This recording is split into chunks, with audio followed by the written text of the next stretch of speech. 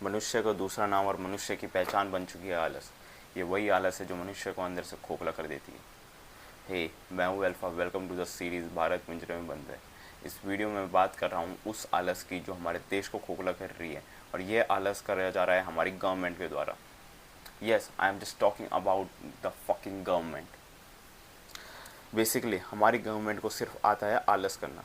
यह आलस की भावना उनके अंदर कहाँ से आई है? यह आलस की भावना उनके अंदर आई है शॉर्टकट से पैसे कमाने की।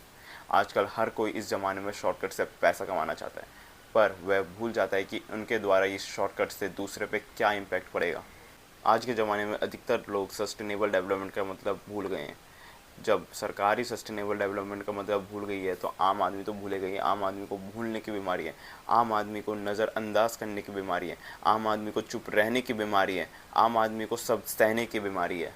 इसी भूलने की बीमारी से बीच में पिसती है हमारी मदर इन्वायरमेंट, जो हमारी माता है, जो हमारी जननी है, जो हमें सब कुछ देती है, जो हमें जीने का ज़रिया देती है, जो हमें सांस देती है, जो हमें फल देती है, जो हमें फ्रूट देती है, जो हमें खाना प्रदान करती है, जो हमें पानी देती है। हम भूल जाते हैं कि ये जो हमारी माता है, इस पर कितना जुल्म चल रहा है। भारत यूँ तो ऐसा देश है जो नदियों की पूजा करता है, पर सबसे ज़्यादा गंदगी नदी भारत में ही पाई जाती है। नदियों की ऐसी हालत बन चुकी है कि लोग पीना तो छोड़ो, उसकी तरफ देखना भी पसंद नहीं करते। गंगा माँ की बात करते हैं। गंगा माँ में आजकल इतनी गंदगी है कि लोग गंगा स्नान करने ही नहीं जाते। बहुत सारे लोग बोलते हैं कि जितना हम अपना पाप धोएंगे ना, उससे ज़्यादा तो हमारी बीमारी आ जाएगी हमारे शरीर में। ये बात सच भी है और ये बात सही भी है।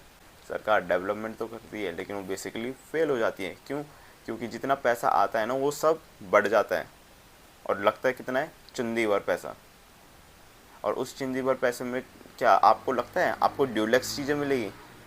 जितनी चीज़ें मिल रही है ना, उतना भी शुक्र मनाओ, नहीं तो ये सरकार तो पूरा देश खा जाएगी। सरकार को डेवलपमेंट के नाम पे सिर्फ दो ही चीज़ आती हैं: जंगल काटो, रोड बनाओ। जंगल काटो, फैक्ट्रियाँ लगाओ। और आपको पता है ये फैक्ट्रियाँ उनकी कैसी रहती है और रोड उनकी कैसी रहती है। इससे बढ़िया तुम रोड बनाओ ही मत। तुम परेशान कर रहे हो वाइल्ड लाइफ्स को, तुम परेशान कर रहे हो आम आदमी को। बेसिकली मेरी सरकार से ये गुजारिश है कि तुम गद्दी छोड़ो और जंगलों में जाके तीर चलाओ और चाय बनाओ।